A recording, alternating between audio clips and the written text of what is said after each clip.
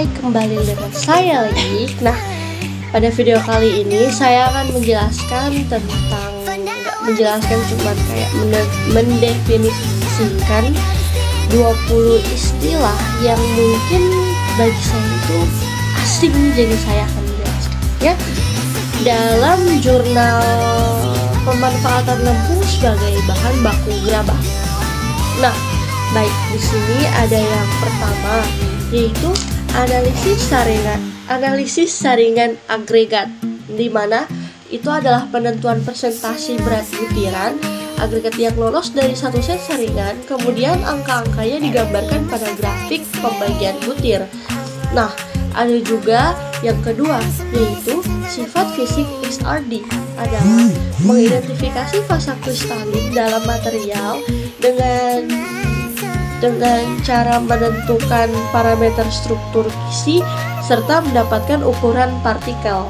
Nah, yang ketiga ada petrografi, yaitu adalah salah satu cabang dari geologi yang membahas mengenai deskripsi batuan seperti kandungan mineral dan hubungan teksturnya gitu.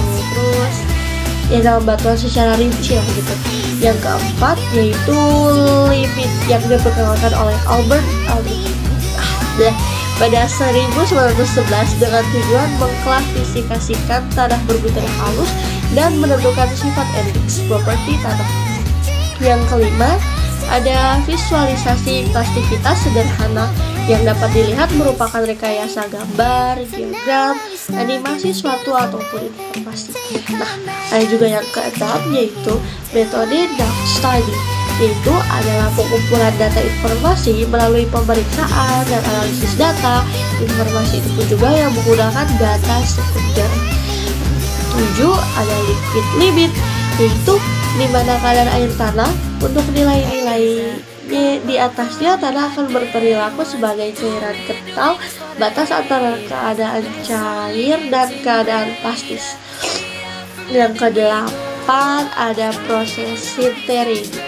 Proses sintering itu sendiri adalah proses dari memadatan dan membentuk sebuah massa material yang kuat melalui panas atau tekanan tanpa melelehkan benda tersebut hingga pencairan titiknya gitu.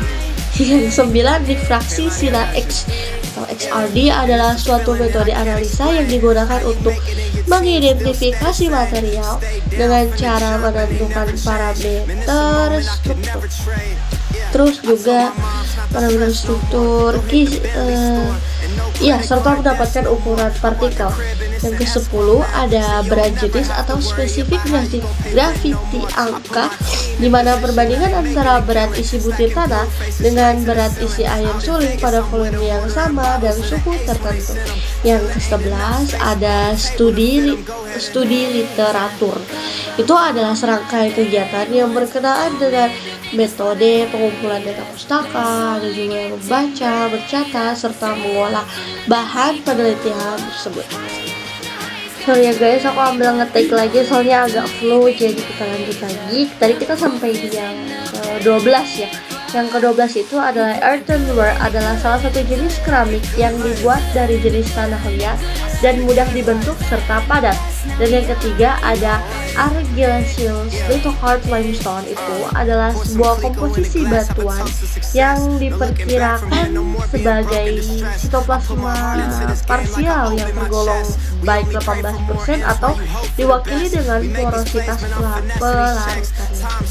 Yang ke-14 ada persamaan Burke, yaitu menggambarkan kondisi, interfrekuensi ataupun konstruksi. Yang ke-15 adalah indeks spalasitas, di mana merupakan interval kadar air, yaitu tanah masih bersifat plastis. Yang ke-16 ada plasticity. A few moments later. Ulang. Yang ke-16 itu adalah plasiditas limit, adalah kadar air yang nilainya di bawah tanah dan tidak lagi berpengaruh sebagai bahan plastis. Dan yang ke-17 ada stratigrafi. Stratigrafi itu adalah ilmu yang membahas tentang aturan, hubungan, kejadian atau jenis macam-macam batuan di alam, di mana berkaitan dengan ruang dan Yang ke-18 adalah berumur kuarter. Berumur kuarter itu adalah merupakan periode terakhir dari ketiga periode di era zaman Kenozoikum dalam skala waktu geologi. Yang ke-19 ada analisis struktur kualitatif, salah satu metode umum untuk mengetahui mikro itu sendiri, parameter dalam setiap butir material yang tersusun. Dan yang terakhir ada X-ray diffraction micrometer, yaitu metode kristalografi sinar X atau alat yang digunakan untuk menentukan struktur atom dan molekul sebuah kristal. Nah, gitu teman-teman. Dan sekalian maaf kalau misalnya saya ada kesalahan kata atau mungkin agak kurang fokus, soalnya lagi emang bener-bener gak enak badan, terus masih flu lagi, jadi dalam pengucapan juga ada beberapa yang agak lupa. Oke, kurang lebihnya saya mohon maaf, dan semoga menghibur kalian semua yang menonton.